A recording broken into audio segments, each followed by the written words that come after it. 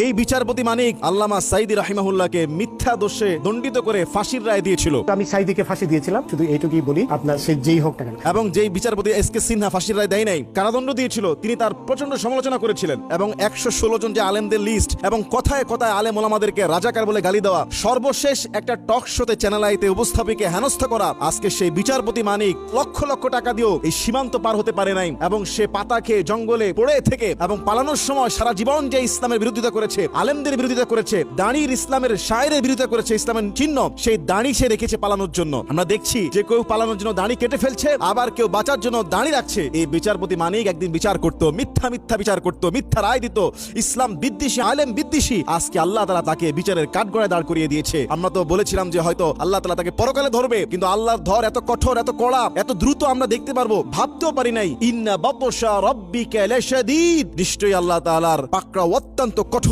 আলেম ওলামাদেরকে যখন এরা গ্রেফতার করত, বিভিন্ন ভাবে এরা হেনস্থা করত, আলেমদেরকে যখন আদালত প্রাঙ্গণে নিয়ে যাওয়া হতো, তখন মানুষ আলেমদের সঙ্গে মুসাফা করত। আর এই সমস্ত চোর বদমাশ এরা যখন হাইকোর্টের দিকে যায়, এদেরকে যখন আদালতে উঠানো হয়, মানুষ ডিম মেরে, জুতা মেরে এদেরকে বরণ করে নিচ্ছে। আজকে দেখেন আল্লামা সাইদি রাহিমাহুল্লাহকে সে মিথ্যা মামলা দিয়েছে, হত্যা, লুণ্ঠন, আগুন পোড়া, ঘর বাড়ি পুড়িয়ে দেওয়া, বিভিন্ন রকমের কথা বলেছিল। কিন্তু আল্লামা সাইদি রাহিমাহুল্লাহ সেদিন কাঠগড়ায় বলেছিলেন যে এই বিচারের শেষ বিচার নয়, পরকালও একটা বিচার আছে। আল্লাহ সুবহানাহু ওয়া তাআলা সেই পরকালের বিচার দুনিয়া থেকে শুরু করে দিয়েছে। এই বিচারপতি মানিককে পদে পদে হেনস্থা করছে। আজকে তার লক্ষ লক্ষ টাকা থাকার পরেও, তার বিদেশি পাসপোর্ট থাকার পরেও, তার এত ক্ষমতা, এত দাম্ভিকতা, আজকে জনগণ জুতা দিয়ে, ডিম দিয়ে তাকে বরণ করে নিচ্ছে। দেখুন, এটাই আল্লাহর ফয়সালা। আল্লাহ সুবহানাহু ওয়া তাআলা বলেছেন, ওয়া তুইজ্জু মান তাশা, যাকে ইচ্ছা আল্লাহ তাআলা ইজ্জত দান করেন, ওয়া তুযিল্লু মান তাশা, যাকে ইচ্ছা আল্লাহ তাআলা বেইজ্জতি করেন। বিয়াদিকাল খায়র, কল্যাণের উভয় হাত আল্লাহর কাছে রয়েছে।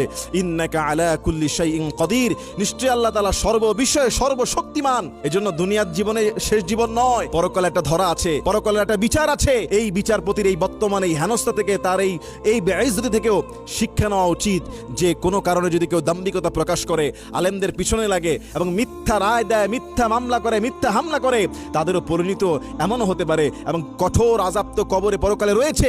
দুনিয়াতে আল্লাহ পাকড়াও করতে পারেন, আল্লাহ তাআলা ছাড় দেন, ছেড়ে দেয় না। তার নজির আমরা দেখছি। ইন্না বাতশা রাব্বিকা লাশাদীদ, নিশ্চয়ই আল্লাহ তাআলার পাকড়া অত্যন্ত কঠোর। আল্লাহ আমাদের সবাইকে সঠিক বুঝ দান করুন, হেদায়েত দান করুন এবং এই সমস্ত ঘটনা থেকে আমাদেরকে শিক্ষা নেওয়ার তৌফিক দান করুন, আমিন। বিচারপতি মানিক গতকালকে সিলেটের মানুষ তাকে আদালত প্রাঙ্গণে জুতা, ডিম দিয়ে বরণ করে নিয়েছে। এই বিচারপতি মানিক মিথ্যা রায় দিয়েছিল, আল্লামা সাইদি রাহিমাহুল্লাহকে মিথ্যা দোষে দণ্ডিত করে ফাঁসির রায় দিয়েছিল।